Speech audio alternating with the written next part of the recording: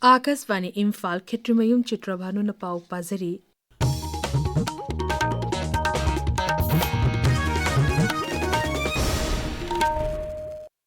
Laisam Samrendra amasung Elangbam Sonamanigi punsi amasung makoina taramba thabak tharam singi matangda numinini chatarakpa malem thaki khanene nabagi mifam ngasi Imphal gi Central Library da loishinkre mifam ngasi Fiction and Poetry Club Manipur ga State Central Library Imphal Assam University Silchar gi Manipuri Department Kha Manipur College Kakting amasung IQAC NG College Imphal ga punna sinbani tharam asida tongan ba scholars singna Laisam Samrendra amasung Elangbam Sonamanigi punsi amasung makoina taramba thabaki matangda sing pathoki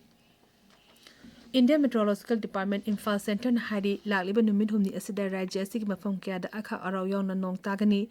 Tamenglong Senapati amasung Zeribam da tha asigi terefawa nong tagani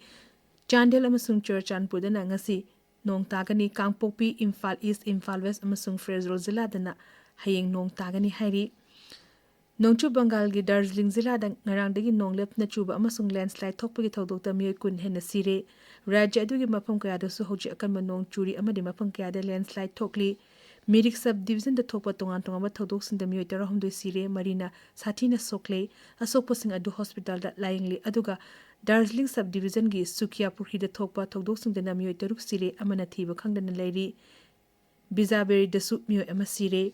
National Highway fauna chamber testa tural gi imai khudong thiba thaki mathak ta chamber na maram orina miyam sathok sasin tawbada khudong chadaba mayok nare masina maram oraga Siliguri Sikkim fauna bagi National Highway number 10 gi mafang kaya da lambi thingzile mara asida Jammu Kashmir Meteorological Department na hayeng damdam adu da akan manong amasung unta bagi thodok thokpa yai haina weather advisory thokre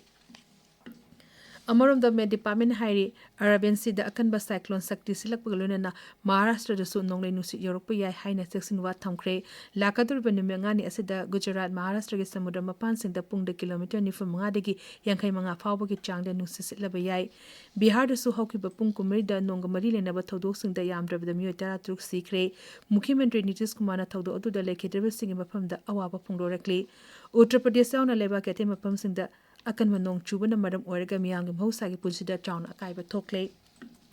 Kendra Youth Affairs amasung Sports Mantri Dr. Mansukh Mandavia Malingi Ojagi nimik kamari lenena New Delhi da Fit India gi saruk amu oina Sunday on Cycle gi special edition da saruk yakre Tharamdu da wangang bada mantri na High Fit India Sundays on Cycle ngasi leba asigi mafam lising tara chonga hembada pangthoki mang na hai miyoila kya na masamo phana thamnubagi damak nomaizing kuding gi cycle thobagi khongjang sangsili masina hakchang phana thamnubagi paujal amasu miyam da piri Major Dhyan Stadium degi India Gate fawba amasung masigi akoibagi mafam sing fawd na chakkiba cycle rally aduda yamlaba oja sing mahirushing amadi miyamna saruk yakhi Electronics amasung IT Mantri Ashwini Vaishnav IIT Bhubaneswar da lupa koti mari lakma fidra manga changna pakakadaba namo semiconductors laboratory sana nabagi ayaba pikre sagadori baleb asida semiconductor training design amadi fabrication gi khudongchaba pigadaba khusuklai amadi software sing legani Bihar Vidhan Sabha Mikhal Santi oina amadi niyam chuna pangthok nubagi damak election commission ngasi tongan ba enforcement agency singa mipam pangthokre police officer central police forces amasung senior administrative officers sing yauna pangthokiba mipam aduda lakadar ba mikhal da black money yu yauna nisagi polum sing thingna bagi matang da kumna khanakhi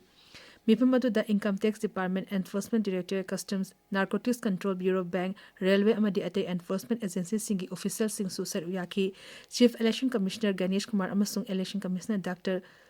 Sukhardi Singh Sindhu amasung Dr. Vivek Joshi su awamata ke mipam aduda sar uyaki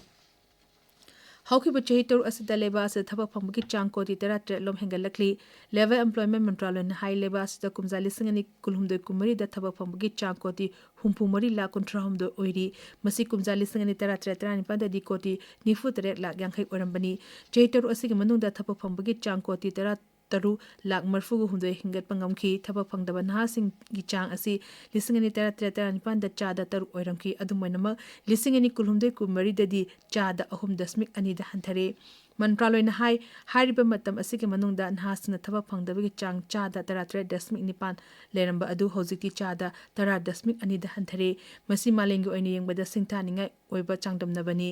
haukiba cheitere asita leba asige nupi singna tongan ba sector da thaba phangbagi chang hengalakli loinana masana masabu thaba pizabagi chang su lisingani kulhumde kumari da cha da 59.3 da hengatle Paulizeri